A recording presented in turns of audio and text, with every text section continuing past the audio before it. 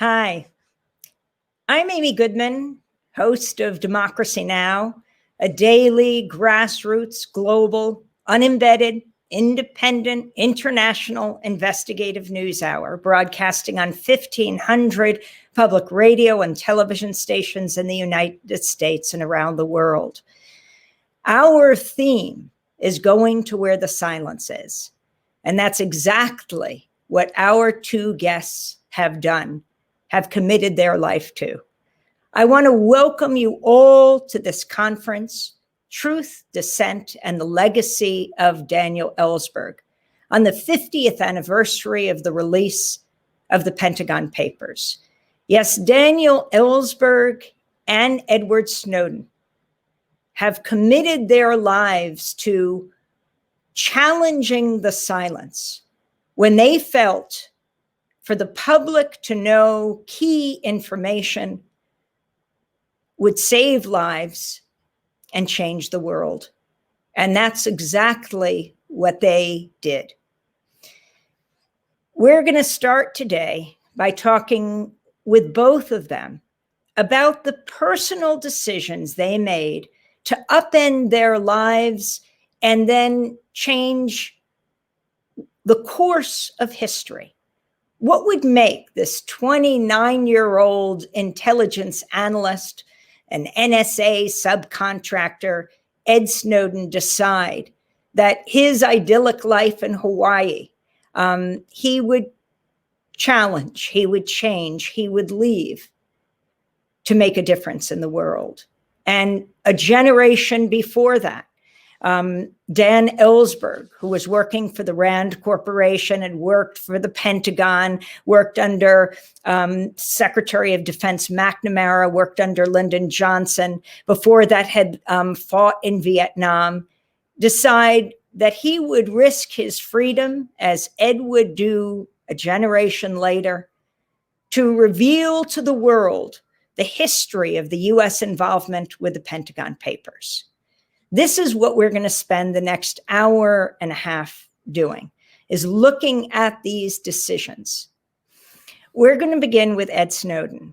Ed was 29 years old, living in Hawaii, when he shared a trove of secret documents, revealing that the government was pursuing the means to collect every single phone call, every text message and email in an unprecedented system of global surveillance.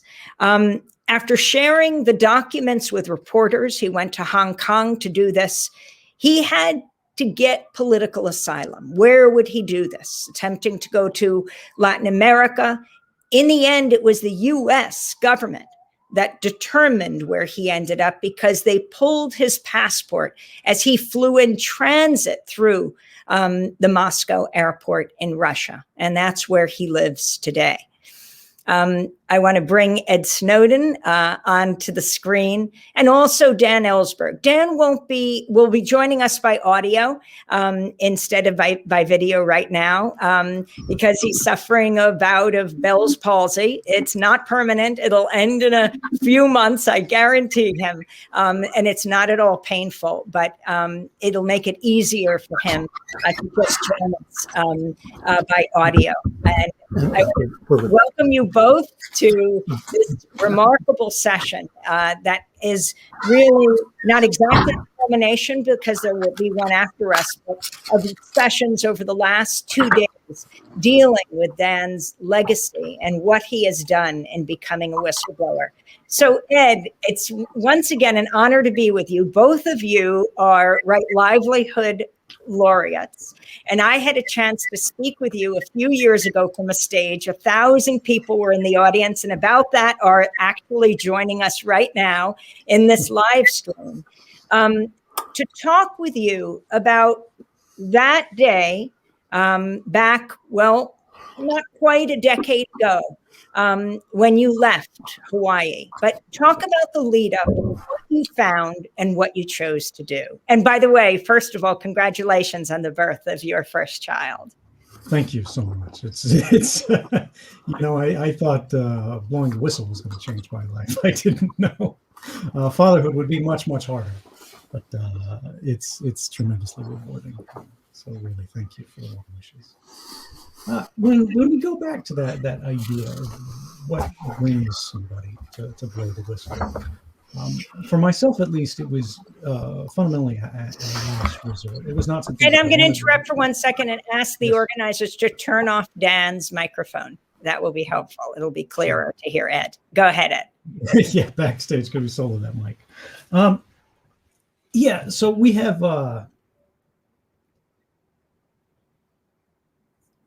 you go into the intelligence community in the United States for a particular reason.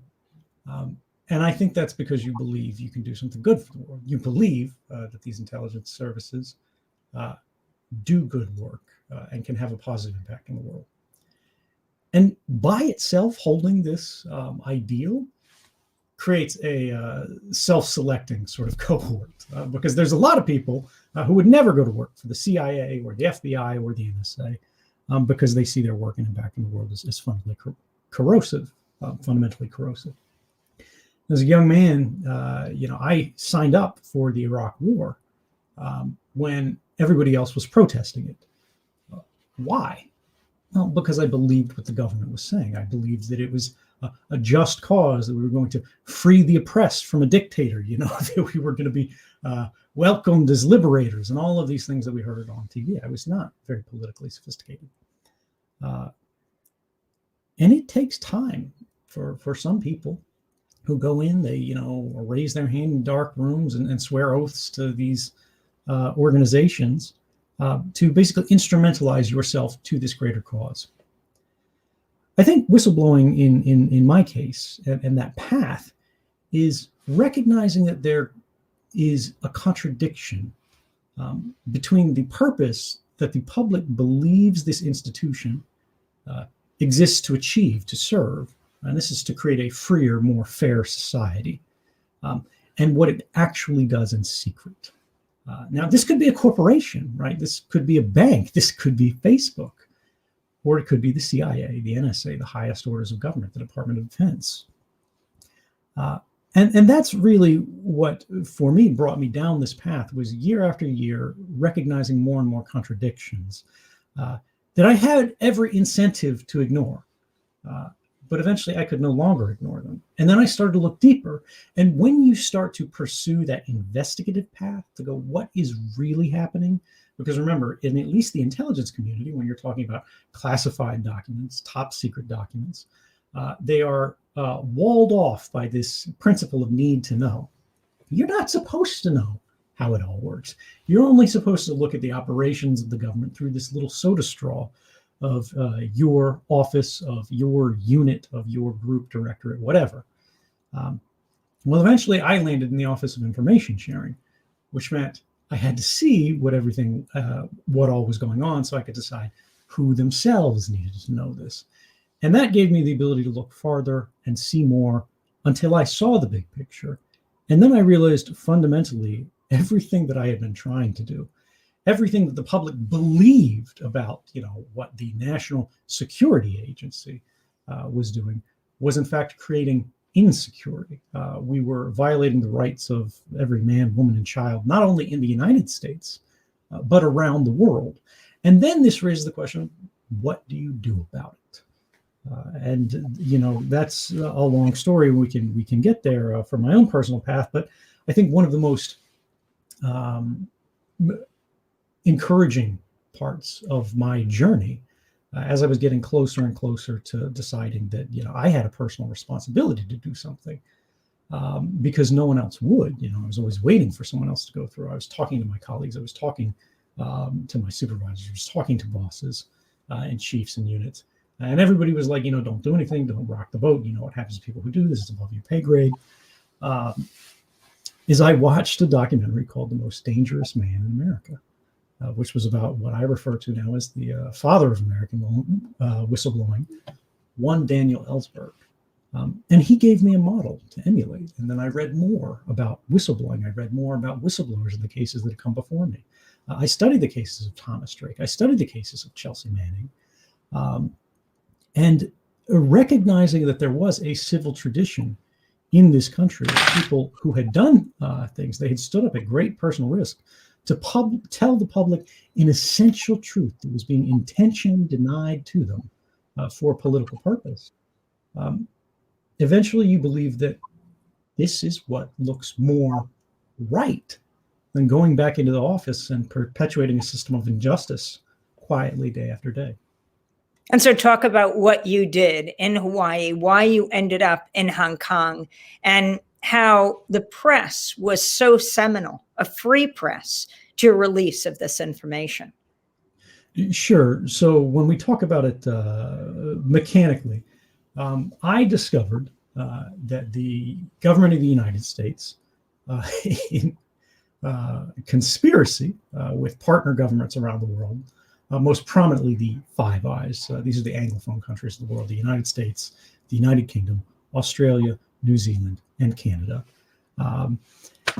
They had used the advance of technology to change the way surveillance was performed in the wake of 9/11. It used to be that intelligence agencies performed largely what we think of as targeted surveillance. This is where they've got somebody in mind who they think is a criminal, they think is a spy, they think is a terrorist, or they think is just someone of intelligence value, right? They're a parliamentarian in a foreign country. They're the general of the 3rd Chinese Rocket Division or something like that.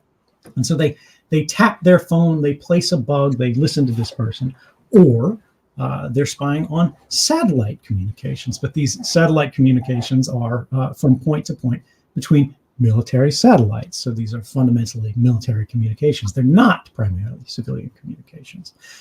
And so there's not the same level of civilian sort of impact as if, for example, you spied on the entire internet and everyone that was communicating through it.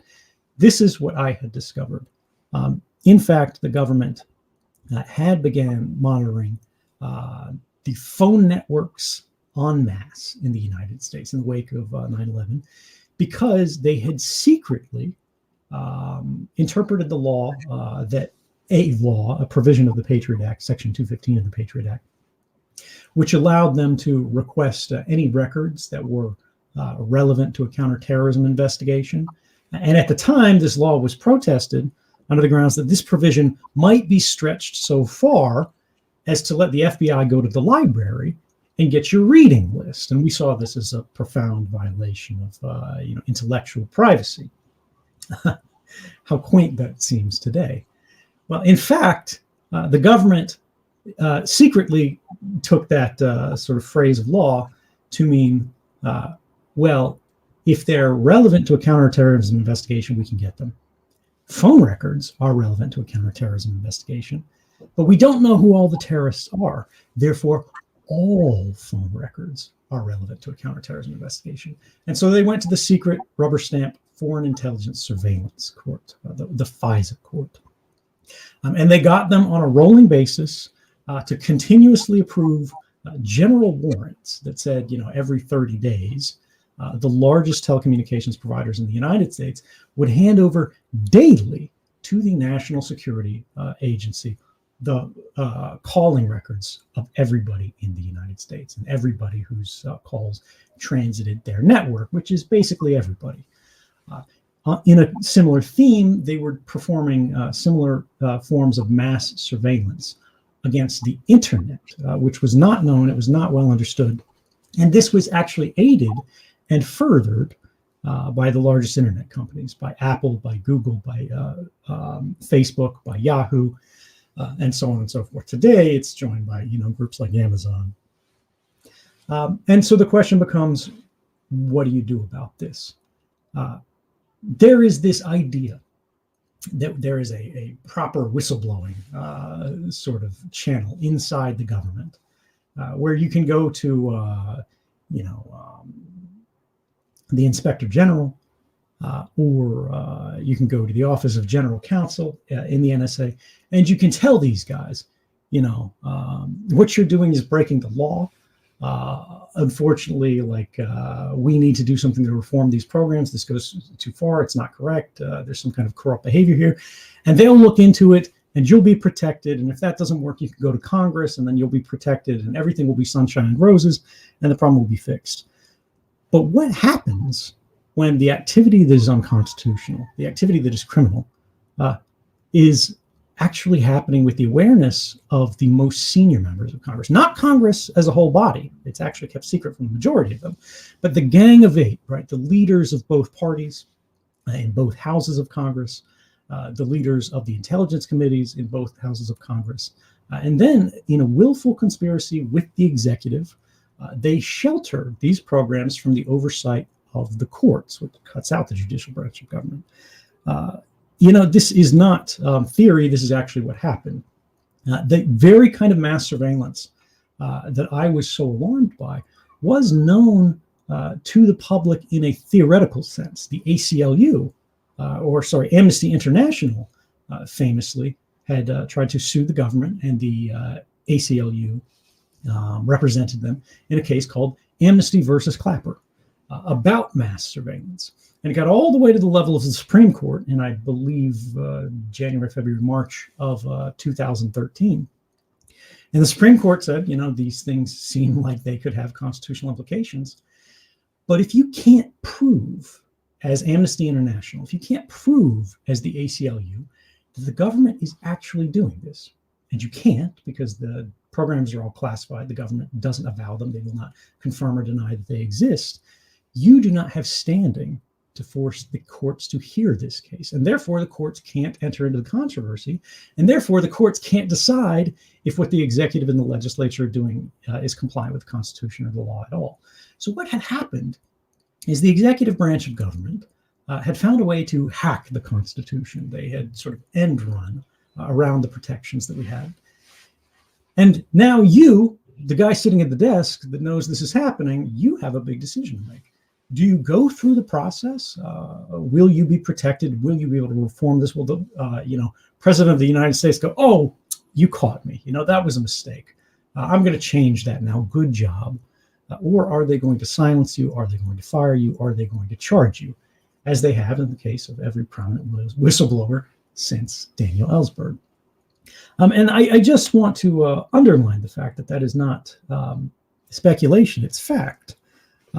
Because we have seen, in the case of Thomas Drake, who's an NSA executive director, who's trying to expose the same kind of programs a decade prior to me, how the government responded when someone came through those proper channels and asked, what are you guys going to do about it? And it looked something like this. If he came to me, someone who was not read into the program, and told me that we were running amok, essentially, and violating the Constitution, there's no doubt in my mind I would have told him, go talk to your management. Don't bother me with this.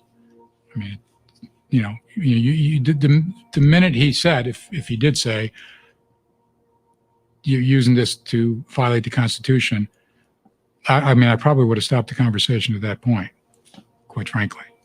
So, if that's what he said, then anything after that I probably wasn't listening to anyway.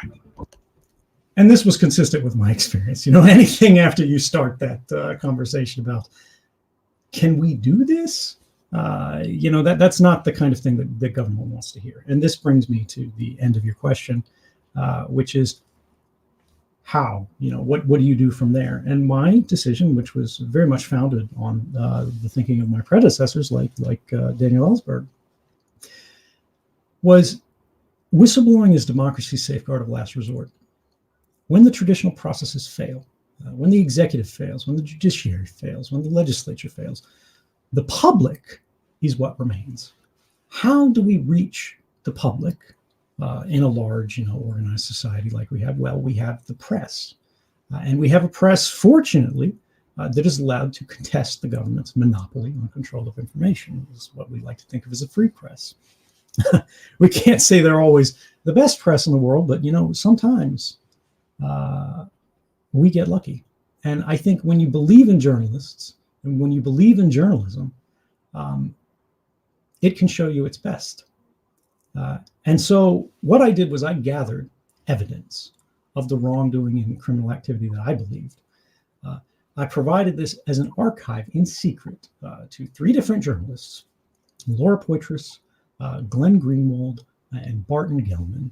And the idea was to allow them to act as a system of checks and balances against each other, and use their different styles of reportage to try to get to the fundamental truth, without me deciding that I was going to be the president of secrets and go out there and publish everything. Not to say that that was wrong, but simply to establish if this model could work, and that journalists acting in competition with each other could serve the public interest. And basically, then I had to leave the United States to meet with these journals, because if we were all in the same place at the same time, the government could kick in the door, slap handcuffs, and that would be the end of the story. And these documents were extraordinarily complex. And then what happened to me after that, I didn't really have a plan for, which was how everything sort of went so wrong after that, because I was just trying to think, how do we get the public to know? And it was amazing to me that it worked at all. How did you decide to go to Hong Kong? It was, now you look at Hong Kong, it's a very different place than it was back in the world of 2013. But it was a question of how do you get to a place that has basically unfiltered internet, where the US cannot act freely, which is a major media hub. Well, if you try to put that on sort of a matrix, there aren't a lot of places that meet the center of that Venn diagram. Hong Kong really was one. The ancillary benefit of it was that mainland China is not especially free, or was not especially free at the time, to act openly and freely because of political tensions with Hong Kong's then democratic politics. And I, having worked in my last position at the NSA to counter China's hackers, right? I tracked them using the tools of mass surveillance, and this is how I knew mass surveillance wasn't theory, because I had actually used it directly myself. I was fairly confident that I understood their capabilities well enough that I could protect myself and the journalists from any kind of local surveillance against them for the period of reportage. And so that's what we did. And so you share this information. At the time there, it was Laura Poitras, Glenn Greenwald, Ewan MacAskill. And you then had to go underground pretty quickly. Talk about that period. In fact, wasn't it, you were 29 years old when you did this. It was right around your birthday that the US government brought charges of espionage against you. And you had to figure out how to escape the U.S., making some kind of agreement with Hong Kong to turn you over. So the government was trying to get the Hong Kong government to extradite me. And I didn't have any direct contact with them, but you could read about this in the newspaper, and officials were on TV making comments about it every day. And it was very clear that the Hong Kong government just didn't want anything to do with this, right? They wanted the hot potato to go somewhere else. Initially, I had thought, why don't I just fight this in the courts in extradition? I had an attorney that the journalists were kind enough to sort of get me in touch with, Robert Thibault. Which was an extraordinary stroke of luck. But he told me, you're going to be in jail for the next 10 years if you fight this, even if you win, because the way the process is going to work and everything like that. So if it's important for you to continue speaking out, you need to start looking to someplace like Iceland or someplace like Ecuador. And I had to basically find some kind of exit. Well, at the time, Assange had been given political asylum. Precisely. I was going to say, at the time, Ecuador was known to have a quite friendly policy toward whistleblowers, because they had famously granted asylum to Julian Assange. And so that seemed like the best bet. So there was a question of how do you create basically an air bridge from Hong Kong all the way to Latin America without landing in a country that has U.S. extradition? Well, you can't go from Hong Kong to Ecuador without crossing the flight space, the airspace of the U.S. So you got to go the long way around. And that means at the time, my ticketed route was, I think, Hong Kong to Moscow, Moscow to Cuba, Cuba to Venezuela, Venezuela to Ecuador. And what happened was, as soon as I left Hong Kong, then Secretary of State John Kerry went out on TV And we still don't know the basis behind this. I'm sure there'll be more memoirs written eventually. Whether the government panicked or whether they realized this was kind of the gift of an evergreen political attack that they could use to delegitimize me. But they canceled my passport, which meant when I landed in Russia, I could no longer travel onwards. And then I was locked in the airport for 30 days, and sort of the rest is history. And that's where you are today. And that's where I remain today. And I still don't have a passport. And what do you face in the United States? Talk about the charges that were brought against you. And again, this was under the Obama administration. Right. So under the Obama administration, again, just days after the news broke, the government was reeling from the scandal that they had violated the Constitution and the law on a really staggering scale. And so they sort of trotted out the non-denial denials where they said, nobody's listening to your phone calls, which was not a charge that anyone had made. It was the fact that they were collecting who you had called, when you had called them, the calling records, your entire social graph of everyone that you cared about and communicated with them when this happened. And so they wanted to, and this is also interesting as sort of media study, whenever the government is caught by scandal, they want to stop talking about the documented harms of their policies and their mistakes, and instead talk about the theoretical risks of journalism in a free society, which is that, they could publish too much. They could put people at risk. This person did it because they were, a spy, or they're after fame, or they were disgruntled, or anything. They want to start talking about the whistleblower. They want to start talking about the source and stop talking about their own behavior. And so this is what they do primarily by immediately throwing just all kinds of charges at someone, even if they know so little about what's actually happened. Of course, just days after, they had no idea. To this day, they still don't know what documents were provided to journalists. And at the time, they had only the faintest idea because of what they saw in the news. They charged me under the Espionage Act, and they charged me with theft of government property, which is kind of interesting because I didn't steal anything. If anything, it would be like some kind of copyright infringement. I didn't take any physical documents. I didn't take any, work computers or anything like that. But what is interesting is that these were almost precisely the same charges that every whistleblower faced. In fact, Daniel Ellsberg was charged with theft of government property. Daniel Ellsberg was charged under the Espionage Act. Daniel Ellsberg was also charged with conspiracy. And I had not yet been charged with conspiracy. I don't know, maybe it'll come one day. They haven't done it yet. But I think they're more careful about the conspiracy charge in relation to journalists today than they were back then.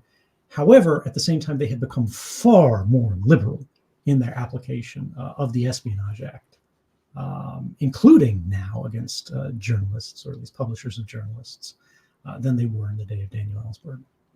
You have said, in fact, you told me when I spoke to you from Sweden, and at the time they had hoped maybe you could fly to Sweden, but no country would allow you into, through their borders. You had said, if I came back to the US, I would likely die in prison for telling the truth. Yeah, I mean, I think that's still accurate. When we look at the war on whistleblowers that was really amplified by Obama, he charged more sort of sources of journalism under the Espionage Act than all other presidents combined. And under Donald Trump, he had certainly tried to break that record. I don't believe he was successful. Somebody will have to fact check me on the numbers there. But now what we have is a bipartisan trend of really trying to quash one of the most important forms of journalism in the United States, really in the world, by going after the sources of it. And to me, that's a chilling trend. Mm. Well, you've repeatedly invoked Dan Ellsberg and his example. The most dangerous man in America, Henry Kissinger called him. And he is joining us as well from his home in California. In fact, that's who this whole conference is dedicated to on this 50th anniversary of the release of the Pentagon Papers. And Dan, first of all, happy birthday on landmark birthday, your 90th. My birthday was April 7th. Yes, that was, thank you. You're welcome. Well, if you could share your story, and then we'll talk about, the whistleblowers like Ed, who are facing such serious charges and sentences. But if you can talk about what inspired you so many decades ago, back in 1970 and 71, to take the information that you had, that very few people had in this country, that history of the U.S. Involvement in Vietnam, Xerox thousands of pages with your children, and you can talk about this, and get them to newspapers like the New York Times, the Washington Post, and others. Talk about what you were doing and when you decided that you were willing to spend the rest of your life in prison to reveal what you had learned. Well, some of my secret information or unusual information from the point of view of the public was really shared by very large numbers of people.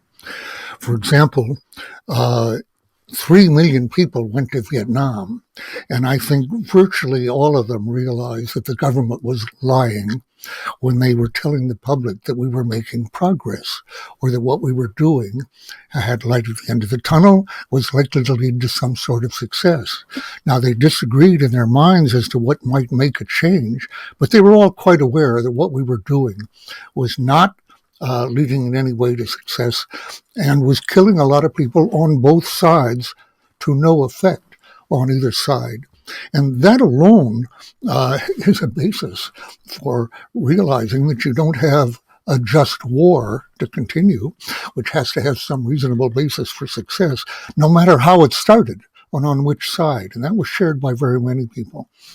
I furthermore knew, unlike most of the people in Vietnam, because I'd been a high civil service official, GS-18, in 1964-65, and knew that the president had very consciously lied at every step of the way for a year as to what he was doing, what he expected, what the prospects were, what the costs were, what the reasons were, in every respect that we'd been lied into a war. That didn't make it in itself, meaning that it was a wrongful war to be in, but it did mean that there had been no constitutional aspect to it, that Congress had been lied to, and that Article 1, Section 8, that gives the power of war and peace to Congress, had been flouted, as it had been really ever since Truman in Korea, and in nearly every war since then, and very much still. But nevertheless, to the effect of getting us into a war, a presidential war, without congressional involvement. So I knew that in the back of my mind. I also had seen enough of the arguments in favor and against escalation in 64-65 to be convinced that increasing the bombing was not a solution to the war, putting more troops, and by 68 we had 500,000 troops in Vietnam. I also knew that the chief of staff of the Army had talked about 1 million troops. I should say the chairman of the Joint Chiefs, Wheeler, had talked about 1 million troops as early as 1965, and that 500,000 was just a way station on that. In 68, I had an experience, having been a very loyal, disciplined bureaucrat up till that, who was trusted to keep secrets and was known to be able to keep secrets. It's kind of a talent. Not everybody can do it. Some people have a need to tell, sort of, and I didn't. And it made myself available then for high clearances, which I'd had in the Pentagon and earlier. And I also, so I didn't leak. I thought that leakers were going against the president, going against the president's policy, going against their promises, certainly. And part of this faithfulness is to your promise, not to tell secrets that you've been entrusted with. It's part of your identity. I'm a trustworthy servant of the president. And that's who I am. And I'm honored with respect of very highly respectable, reputable men, mostly men, nearly all, entirely in those days, for this. And that's not a reputation that I can even imagine giving up. But there was a leak in February of 1968, right after Tet, of the fact that Westmoreland had asked for 206,000 men more, which I knew he'd actually done as early as May the year before, but had been refused for the first time. Typically, the president would give Westmoreland a large part of what he asked, but not tell Congress. He would lie to Congress as to what Westmoreland had asked. Westmoreland, who was, pardon me for saying it, a blockhead and not a really good general, but was very reliable, very loyal. And when the president said, say in May, I've given him all he asked for, which is 40,000, Westmoreland wouldn't say to anybody that was a lie. He'd asked for 206,000. So when he renewed that request in February, after Tet, I knew the president was likely to give a large part of that, as he had before, and lie to the Congress, and Westmoreland would go along with it. And we'd move into a war in which not only would we move into North Vietnam, which was part of the plan, but that would bring the Chinese in, and in that respect, again, secret planning. Almost everyone agreed that with the Chinese in, we would not again fight Chinese as in Korea without nuclear weapons. The Chinese coming in meant nuclear war.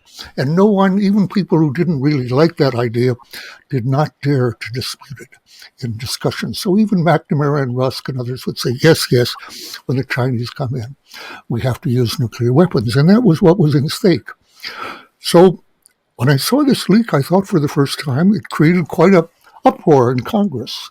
Eugene McCarthy, other senators made a big fuss about this 206,000 after Tet, which Westmoreland has just described as a great victory because he killed 50,000, had killed actually for this time. The body count was not overestimated for a change. They really had killed a very large number of North Vietnamese who'd come down.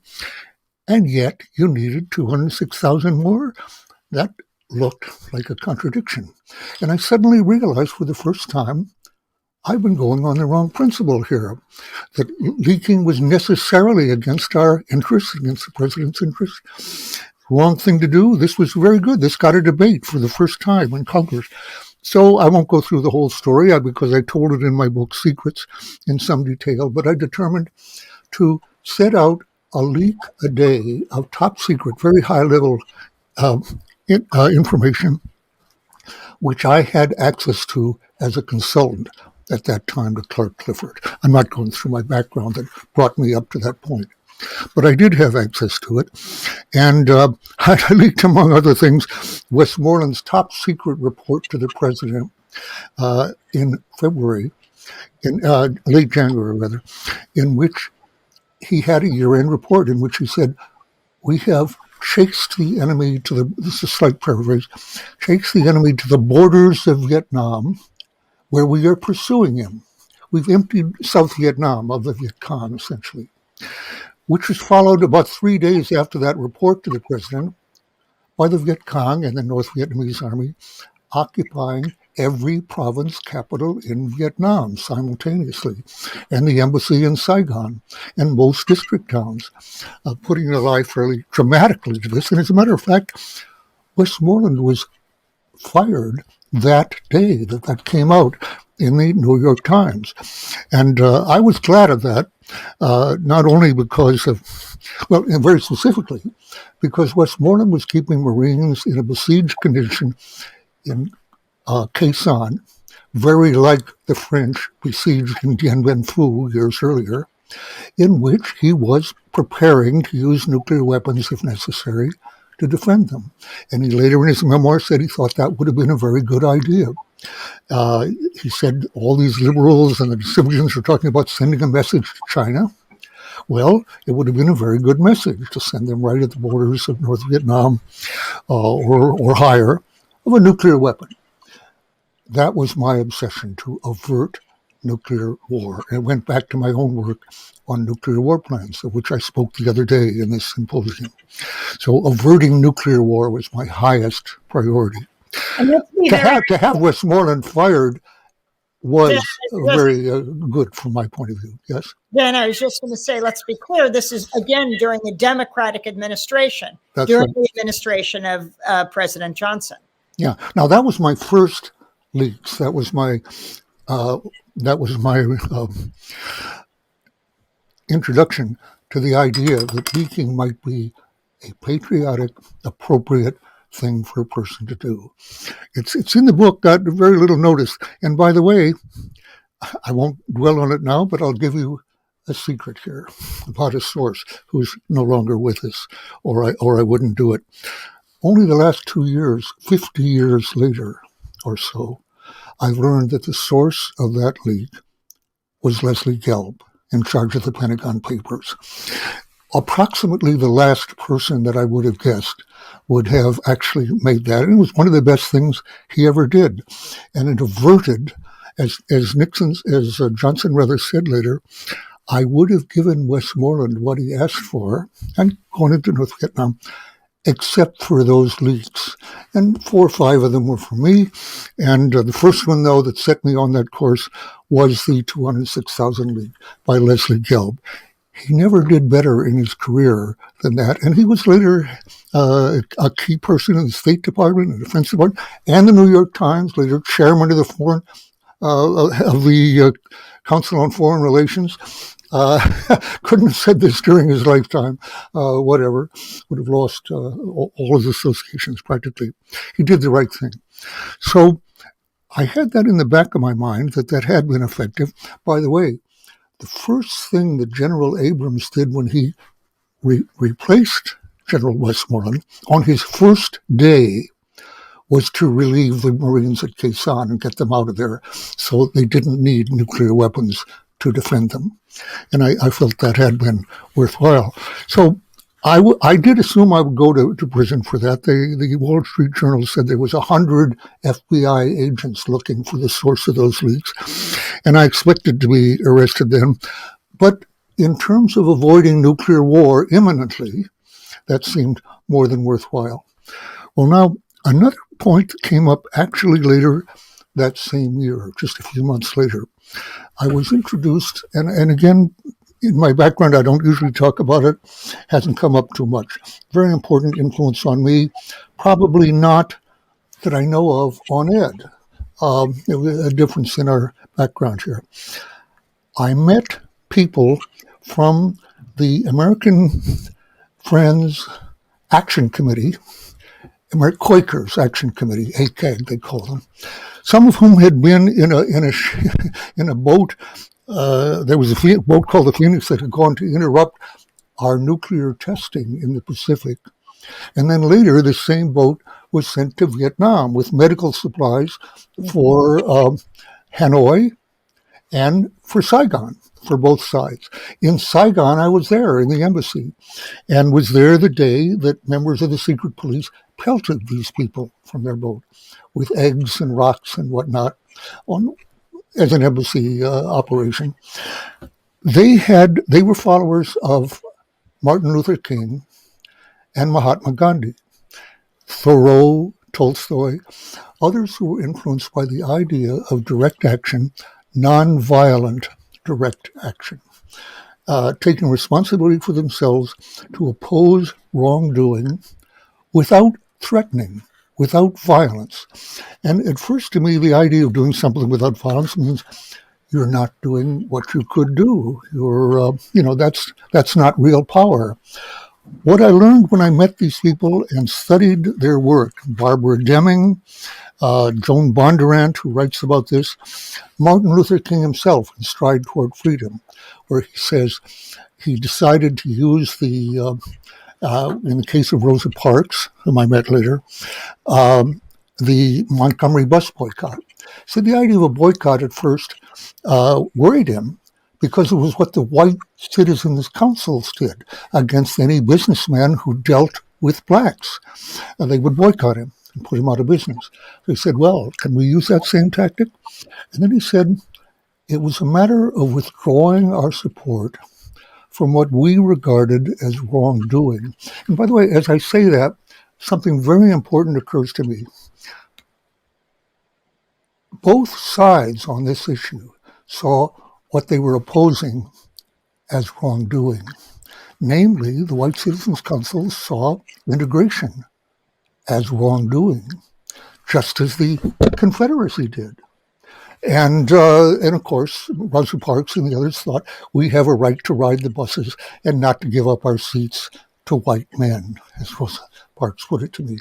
So anyway, he decided to fail to oppose evil is to be complicit with it, and to fail to resist it and to expose it. And you do that by withdrawing your support from it and failing to show deference to it. This Sinagoga has some very old roots, but very little demonstration in history. Up until let me ask you a question on sure, Ed. Following from that. Did you ever have an influence like that on your background? Let me ask. I mean, for me as a technologist, the idea that violence was necessary to affect some kind of change was a little bit foreign to me. Like I come from a much more sedate world of conflict than Vietnam, right? Violence for my generation was not something that really happened in the United States unless we screwed up, right? We believed, or at least we're told, that like 9/11 was an intelligence failure and all of these things. It was an extraordinary outlier. And really, conflicts and war, that's something you watch on TV. That's something that happens in some place. Except for the Civil War and lynching. Right. When we look at the modern day, very comfortable, very insulated sort of American generations, if you join the Army, as I did volunteer to do, I wasn't afraid of doing violence. As you said, like I believed that, sometimes we needed to affect violence in order to secure justice. And I think that's a natural impulse of young men who are very much indoctrinated by a certain culture through media and the glamorizing of it in Hollywood and everything. But as a technologist, during a moment in history where technology was reordering the entire world, the idea that arms would be necessary to expose a wrongdoing, to me, wasn't directly there. There wasn't a clear association there. But what I wanted to ask you was, you say this thing about to do nothing about evil is basically to be party to evil. And the politics of the 1970s is very different from the politics of today. But I have to ask, as something that would be connected to like a national security issue, we're talking about classification. My experience is the policies of the security state, right? The policies of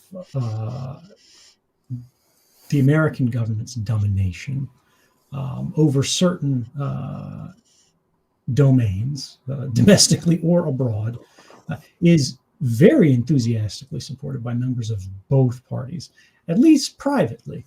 Publicly they might say the right platitudes, but when it comes to votes, when it comes to motions, when it comes to perpetuating the system, they're all on board for that. And I wonder, when you came forward, you said you had this plan, there would be a story a day for every so often. You had this sort of media strategy in mind. And did you see a difference in the rhetoric amongst people who were responding to, for example, the Pentagon Papers, before your identity was known, and then after your identity was known? And today, that's sort of the first question. The second question is, today, it's very difficult, I think, for both government and media to differentiate a whistleblower's political purpose, for example, in your example, an objection to the war, from a partisan objective, where they think, oh, they're doing this for or against this president. Did you see any of the similar dynamics, and just how did you deal with that? And how did you see that breakdown in the structures of official power? All right. And public? I'm saying things here that I, in 50 years, have really spent very little time talking about publicly, very important to me privately. And I'll tell you why. First, reading Martin Luther King and Gandhi and Thoreau had a very big influence on me, but I felt that to talk about Gandhi, by the way, the movie Gandhi is very good. I just saw it again recently with Ben Kingsley. At one point, there's the line in it, do you want revenge or do you want change? Good line. But Martin Sheen is in the movie. I thought to talk about Gandhi is to sound like a cultist or very exotic, Hare Krishna, various things. It's far removed from American philosophy, and King not, but then people haven't dwelt on what I learned from King on this so much. So I thought it'll sound too special. I won't talk in those terms. I am talking now because I think this. People think of power as almost inevitably associated with violence, which is also associated, of course, with self-risk and self-sacrifice. So if you're not using violence, you're not risking yourself, and you're not really pushing in the way that you can. Now, Gandhi's point, of course, is violence begets violence, which is certainly true, and that it doesn't get you where you want to do. And I'll tell you my experience, not only from before, but from the last 50 years, has not disillusioned me on this point. If you go back 50 years, you're talking about people who romanticized the violence of third world revolutionaries very much. Castro, Mao, others, and all over the world. And really, in retrospect, that doesn't look as good as people thought it would then. And on the other hand, the idea of the first basic idea of nonviolent action is the strike. And that's, of course, what Gandhi did to a great amount, but a strike. I'll jump up for one thing right away, for example. I think that in the year 2000, with the Supreme Court intervening in that election the way it did, against a large popular vote in favor of Gore, it was appropriate for a general strike. And that just wasn't talked about as it should have been. But on the other hand, the most significant anti-war action, the best significant leak, I would say, in the war was not the Pentagon Papers, but the 206,000 leak, which prevented our going into Vietnam. I think the Gelb's leak was far more effective than the immediate effects of the Pentagon Papers. But the biggest effect of the anti-war movement was in the fall of 1969 in what they chose to call a moratorium, which was a weekday stoppage of events in order to have speeches against the war, withdrawal from work and from school. And if you couldn't withdraw, you wore a black armband at the school. In fact, Vice President Agnew's daughter wore a black armband and was confined to her house for the next 2 months. And one of the better buttons of the war was "Free Kim Agnew." But the fact is, 2 million people on a weekday, not a bright sunny Saturday football weekend Saturday, but a weekday, took off from work and school and marched. And what they did not know at that time was that Nixon, I'm talking now October 15th, 1969, Nixon had made threats of nuclear weapons, which were not bluffs, not serious, that he was going to enact on November 3rd, when another strike, and by the way, they called it moratorium because they decided the general strike, which is what it was too provocative, too leftist, too inflammatory. So they called it a moratorium, not business as usual. That kept Nixon from using nuclear weapons and escalating in 69. It was the most effective. I was telling Greta Thunberg, Amy, you know, our hero, I think, can I speak for both of us? She's my hero for sure.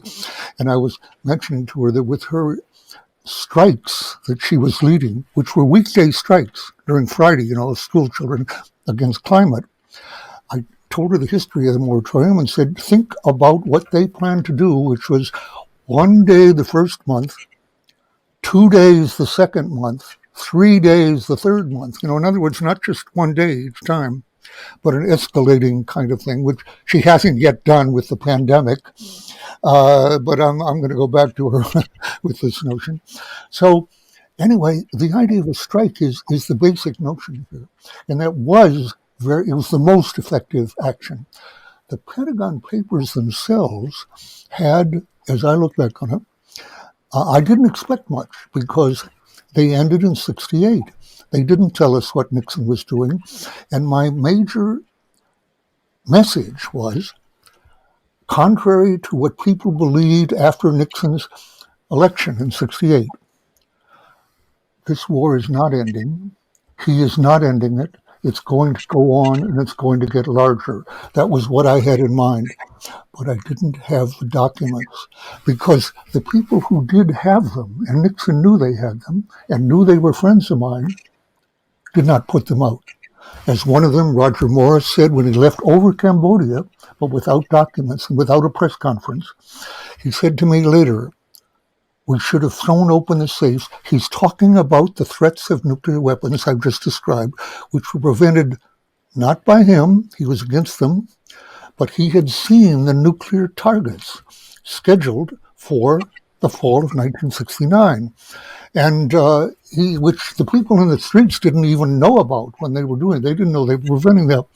He said we should have thrown open the safes and screamed bloody murder, because that's exactly what it was. Dan, you mentioned the day of the mass moratorium. Today is actually the 50th anniversary of the May 1st, 1971 massive rally in Washington, D.C. And you were part of an affinity group. You led the affinity group with Howard Zinn and Noam Chomsky. They chose you as the commander of their affinity group because they said you had been in Vietnam. You were a Marine. You knew no, that's an exaggeration. They said afterwards they perceived me as as taking over that sergeant's role. Let's say mainly it came to say when I'll tell you what I think they're referring to. We're sitting in the middle of 14th Street in the theory of Rennie Davis, who just recently died, had said, if they won't stop the war, we'll stop the government. Unfortunately, that could have been done in 1970. There were 200,000 people after Kent State killings and after the invasion of Cambodia. 200,000 people, 400 campuses closed down for the year. And that city was filled. Patricia and I were there. There were buses lined up in front of the White House to protect it from the mob, which was nonviolent, which was good. Unfortunately, the Socialist Workers' Party, the leftists, had volunteered to be monitors. And their attitude was, we accepted they had armbands, and their attitude was, workers don't like civil disobedience, and they don't like anti-war activists. True, both true. He said, so we're not going to do any civil disobedience, right? They don't like it. Well, so I watched monitors from the Socialist Workers' Party, who, by the way, were thoroughly infiltrated. They were the main target of COINTELPRO, along with the Black Panthers. You know, they'd been totally, their constitutional rights totally violated. But here they were, pulling people off the streets who were sitting down in the middle of the street in 70 now, right after Cambodia, saying, we're not doing civil disobedience. And Dave Dellinger, one of the very best leaders, nonviolent pacifist of the anti-war movement, said his greatest regret of his life was that they made him promise that he would not call for civil disobedience when he spoke to the crowd at midday near the White House. And I was there too. His great regret was that he kept that promise, and he did not call for it. He did not say, okay, let's get up and shut the town down. With 200,000 people and Congress for once furious at the president because he had humiliated them by not even consulting any of them before he invaded Cambodia. So for once, their pride was hurt, and they were ready to move against the war and cut the funds off and so forth. We could have shut the town down that time. In my opinion, that was a very great missed opportunity. And I can talk about specific votes that went on at that time that were missed. Okay, a year later, we've got 25,000. Not enough. 1/10 of what we had earlier. So we couldn't shut the town down, though that was the idea. But we're sitting there in the front of, well, I'll tell you one thing. This is going to be my first arrest, open arrest. This is now 71. The vets had been throwing their medals over the fence, a very crucial time in the peace movement, very powerful image and moment. Medals of honor and other things. And we were there. I expect to be in jail. I had with me a book that was very influential to me, Barbara Deming, Deming, Revolution and Equilibrium, a book that kind of converted me on nonviolence, on Gandhian nonviolence. And I thought, well, if they let me have a book in jail, which they never do, it turns out, I'll have this with me to read in jail. So when we go out at 4 a.m, go out and taxi drivers volunteered to take us off, mostly black, actually. And what do we pay you? Nothing, no problem, we're on your side, and so forth. We went out to 14th Street, and there the first person I see is Ben Spock, the baby doctor, and Barbara Deming, whom I recognize. So I got them to sign my book. I had this book signed by my heroes at this point. Okay, later, Mort, Howard Zinn, Chomsky, Marilyn Young, Fred Branfman, Mitchell Goodman, the husband of Denise Levertov, a couple of others, Mark Tashney, are sitting in the middle of 14th Street. And I think what they're referring to as my non-com leadership here was that as 2 police came toward us at about 9 o'clock in the morning at right angles, one with his helmet down, as I recall, let's see, the visor of his helmet up, the other with the helmet down and with a big club and mace. They came at us at right angles, and I thought, it's too early. We just got here. Let's not end this action right now. So I said, let's go. That was me. I took that initiative. I said, let's move. So we all got up and we moved away. And one police, this sounds like a movie, like Mac Sennett, actually did shoot the other police in the face with mace. And his helmet was rolling on the ground, and the helmet and the club fell on the ground. So as I say, if we get the picture, they were coming at us each other. And they were so determined to come down on us at one time that they came down on each other. And then we went out through the rest of the day, and various things. They ended up by arresting 13,000 people that afternoon after the action had basically been broken. And they put them in RFK's, ironically, RFK Stadium. And later, much later, because they didn't have records on any of them, what they had done was they had just cleaned through Georgetown, picking up every young person, many of whom were children of congresspersons, which was to their favor in the end. So they put them all on. They got a little compensated later. And I went on, the action having been broken. We had lunch with I.F. Stone. And then I went to New York. Noam went to a veterans coffee shop somewhere in Texas. Howard got arrested later that afternoon for asking a policeman, "What are you doing?" when he was beating a young person in Georgetown. And so they arrested Howard and actually put him in the stadium. And I went to hear McGeorge Bundy at the Council on Foreign Relations, who I used to work for in the Pentagon, lie about the war. He gave a series of lectures, and I thought, interesting, because I'd already given the Pentagon Papers to Sheehan and to the others. And I thought, Mac, you shouldn't be saying this. The truth about what you're saying is going to be coming out. He was saying that Congress hadn't been lied to, and there was no intention to deceive anyone. So that was the mood, and it was a mood. It was a time when, a month later, when we were putting out the Pentagon Papers, all that the people working with us, Gar Alperovitz, Janaki Chanral, had to do to get people to find us places to stay while the FBI was hunting for us, and we were still putting out more editions of the Pentagon Papers. All you had to do to find a place to stay, and we stayed about 4 or 5, was to ask somebody with long hair.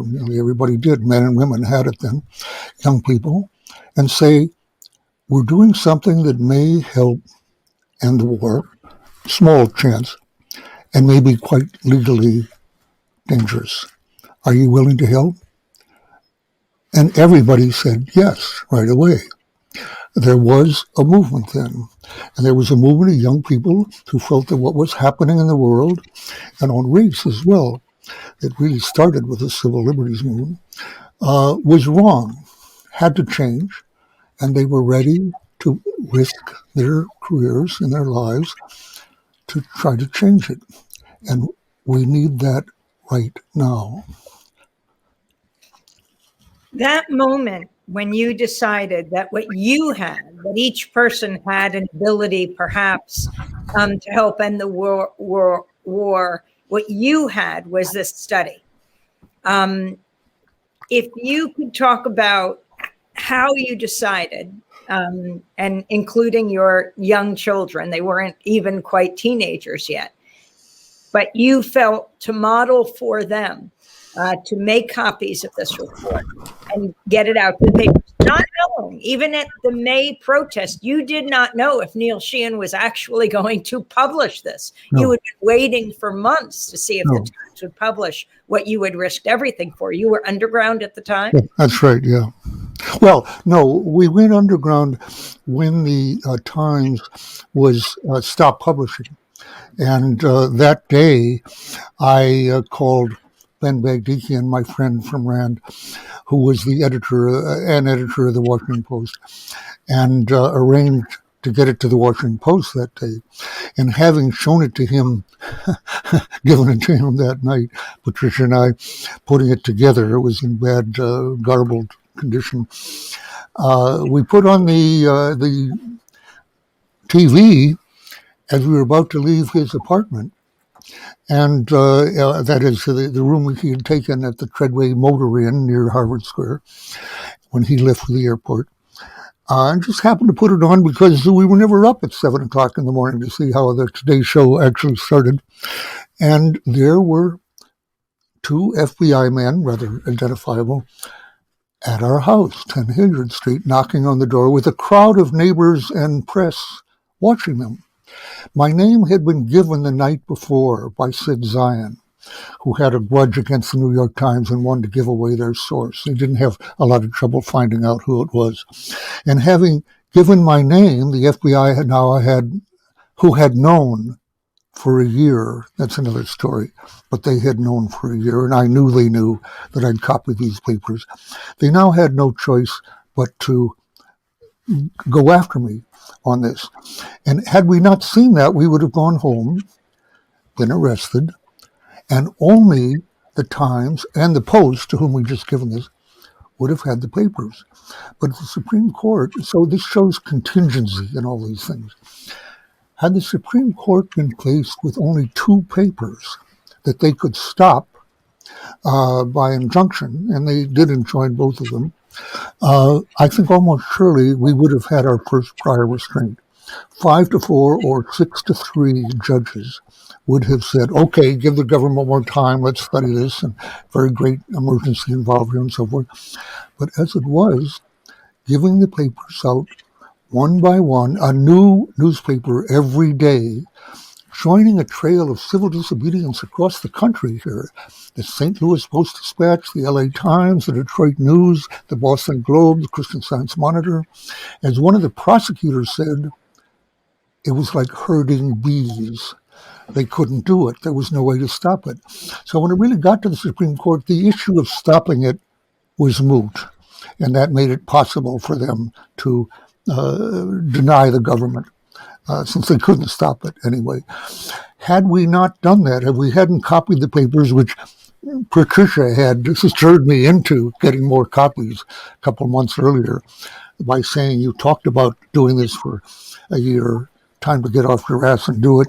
And she helped me cut Top Secret off the pages where it was still on that all overnight for a week or so before we saw Neil Sheehan, which gave us a rather frenzied appearance in Neil's eyes when he came. Had we not had those copies, it would have stopped. And I just say, at every point along the way, for a year and a half now. See, I had copied the papers and given to Fulbright 21 months earlier than this.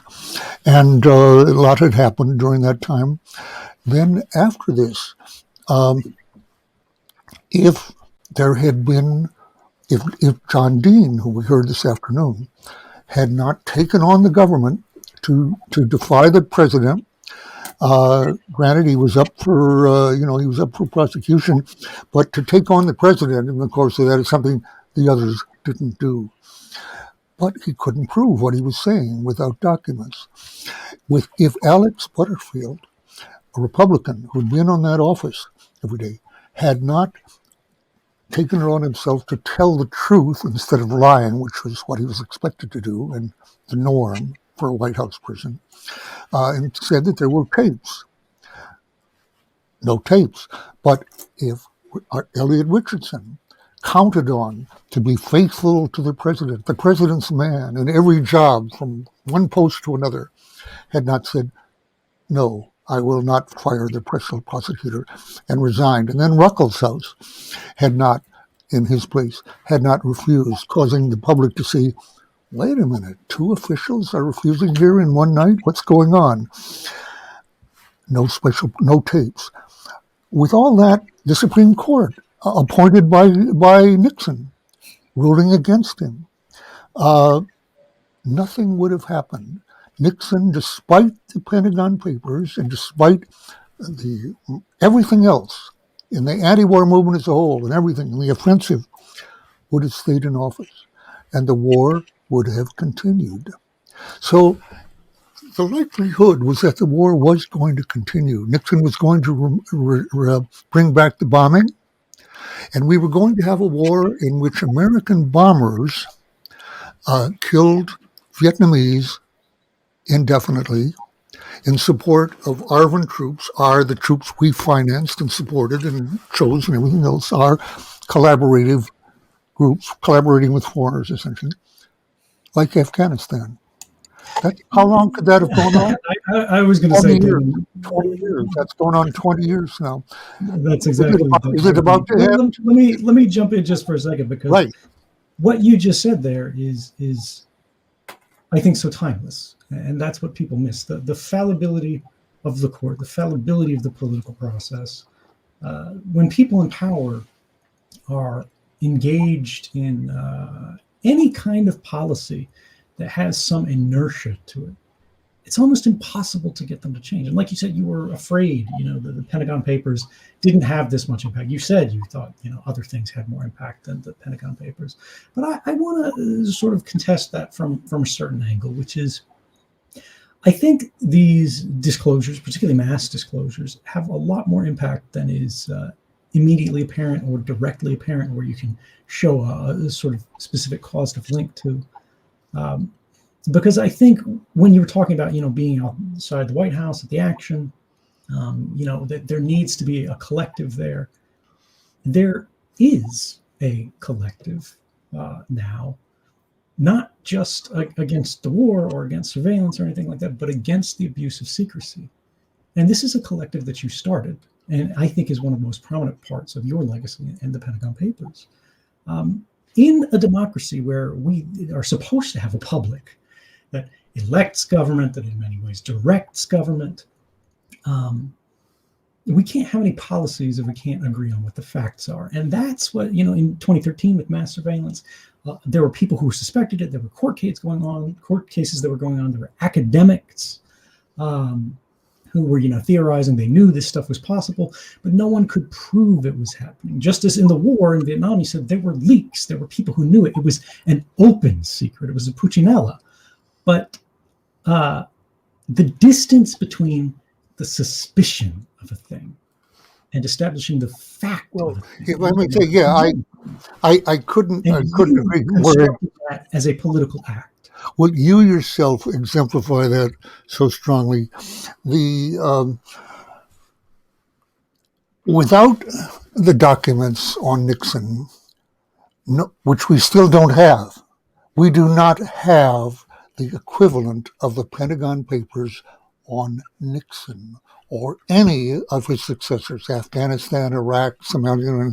These are internal controversies, drafts, estimates of various kinds. We don't have them still. We don't have that history.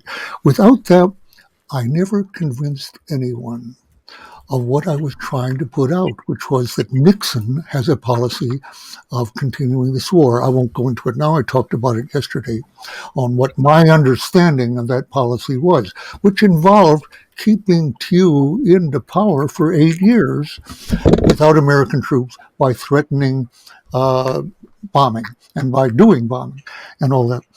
I knew that orally from Mort Halpern, from John Vann and others, but I couldn't prove it and nobody wanted to believe it. So in retrospect, in that sense, it was quite a failure. I didn't expect so much, but I got less than I expected. The votes didn't count. Now, in terms of what you say, Ed, there are two aspects where it did affect things more than I realized at the first. I think it contributed to the mood that in this lied, hopeless war, which I saw as an illegitimate war, having read the earliest stuff. So there was an unjust war from the beginning, not merely a failed war, not merely a costly war, but had been always wrong. It was an imperial war and supported the French. I didn't realize then that we were like the French. We were an imperial power. It wasn't just an aberration. But at that time, I thought, well, somehow we've gotten ourselves into a colonial war. But that wasn't just from the point of view of America. So to me, that was murder. And murder, I think the moral aspect that entered into me, and coming back to your first question, Amy, what changed me? For years, I had opposed this war like others from inside, but in ways, and I didn't put it in these terms, ways that didn't risk my own career. I didn't think of it in a career's point of view because that just seemed obviously the most influential way of doing anything, obviously, from inside. Had to be if we were going to accomplish anything. But eventually, from the outside, what it turned out was that the other people I was appealing to inside didn't want to risk their careers at all, no matter how much they were against the war. Not one of them did. The exception would be Mort Halpern, who came and worked in my defense team, and that kept him from being confirmed in either the Carter or the Clinton administration for having worked for me. He paid that price. But others simply didn't do that. They were willing, in effect, no matter how much wrong they saw, now put yourself in Ed's position, of knowing along with other people that what in NSA, that people just maybe not as smart, but very smart people, knowing this is wrong, it's unconstitutional. And knowing that, by the way, the perspective, not in any of us, you, Ed, me, Chelsea Manning, pure pacifists. On the contrary, or no secrets. On the contrary, each of us with a career of keeping secrets, even Chelsea in her young fashion. Each of us a volunteer. Here's 3 people. We weren't draftees. We volunteered for a war. And we believed what we'd been told. And we were patriotic in that sense with our different backgrounds. And yet, for 39 years, till Chelsea came out, I had no one else to point to as an example of what I thought people should do. Now, I didn't like to say, do what I did. That doesn't sound good. That sounds like self-serving, and be whatever, self-promoting. I didn't know what to say, and then finally I figured out a way to say it. And they even put it on posters near the State Department. Don't do what I did. Don't wait. If you have information that the country is being lied into a war or unconstitutional actions, in Ed's case, are taking place, don't wait till the bombs are falling and thousands more have died. Do what I wish I had done in 1964, 5 years before I did, 7 years before I did publicly. Documents, go with documents. We just have 8 minutes to go, and I wanted to ask Ed if you can comment on Daniel Hale, reality winner, Julian Assange, now still at the maximum security prison at Belmarsh, what they face and what you face. If you could ever see yourself coming back to the United States, getting a presidential pardon for your fealty to the Constitution? So thank you for asking this. This was actually, I was looking for a chance to jump Dan here, because what he said, don't wait until it's too late, act now. And now finally, after Dan's had to wait for 40 years, it has begun. We have created a culture of people who, unlike what Dan said was happening in the 1970s, and unlike what I saw, inside the NSA, is so common, which is even people who have some opposition stay still and they stay silent. There is a kind of loneliness of conviction, or of opportunity, or of the intersection of opportunity and conviction, where people see that something is wrong and people realize they have an opportunity to say something about what is wrong. I think Reality Winner and Daniel Hale and Chelsea Manning, Thomas Drake, Terry Albury, and others who have come forward in the last decades, they really prove and have, I think, vindicated Daniel Ellsberg's approach to the wrongdoing that he saw so many decades ago, because the abuse of power is not something that's going away. And look, when we talk about the system, when we talk about how the system responds to it, the way Daniel Ellsberg was charged is the way that Thomas Drake, the way that Chelsea Manning, the way that the way Reality Winner, the way that Daniel Hale were charged. Government is not very creative in their response to being exposed. The response is retaliation. I don't expect a U.S. government to ever pardon me, because I don't believe that they have the political courage not to laud me as whatever, that's secondary to it, but to admit that they have made a mistake. Far aside from the question of pardoning me, who does not need it, I am still free, I am still speaking with you tonight, is someone like Reality Winner, who, the president of the United States right now, Joe Biden, is conspicuously silent on. Has she not suffered enough? Has she not served enough of her sentence for something that she did that was clearly and fundamentally driven, I think, from a publicly minded position?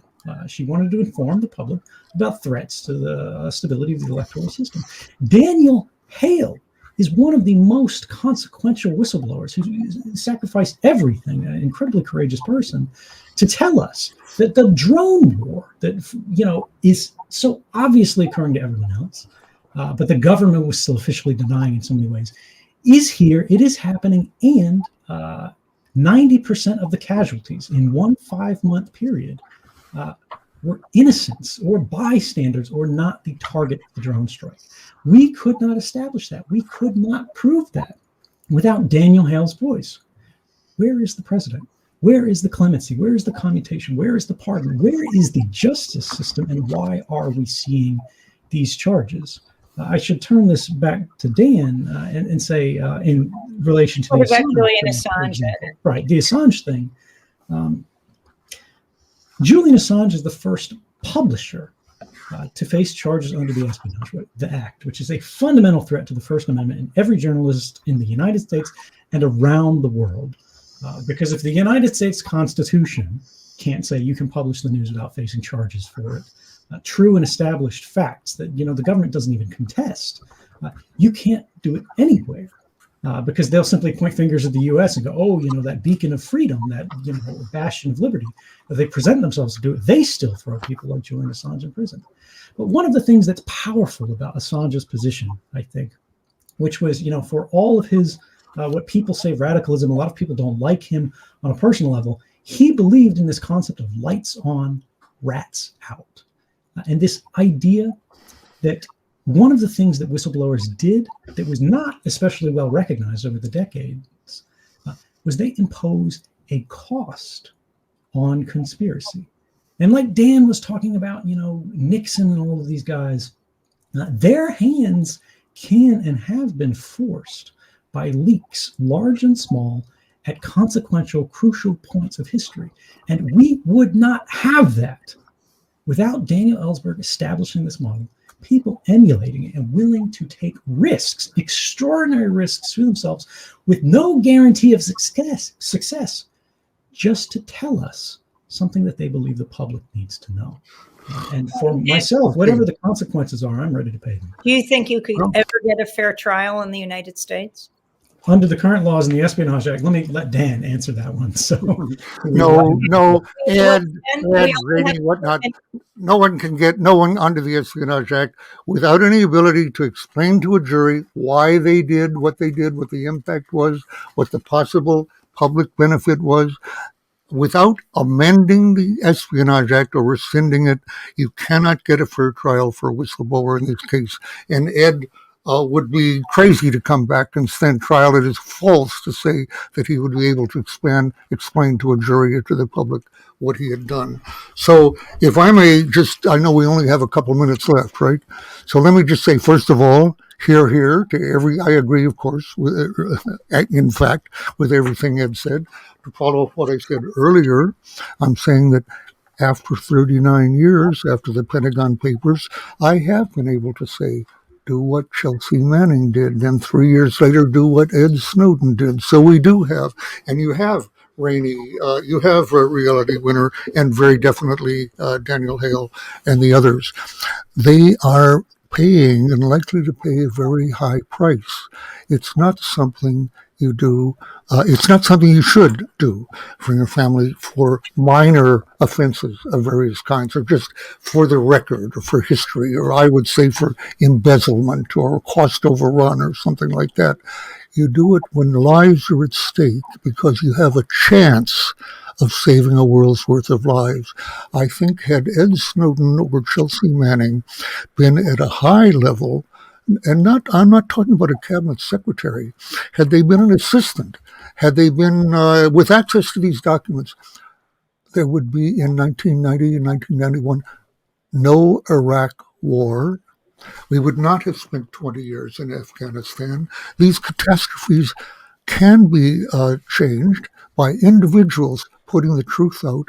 You know, when I began to study civil disobedience back in 1968, I was reading about boycotts. I was reading about martyrdom of various kinds.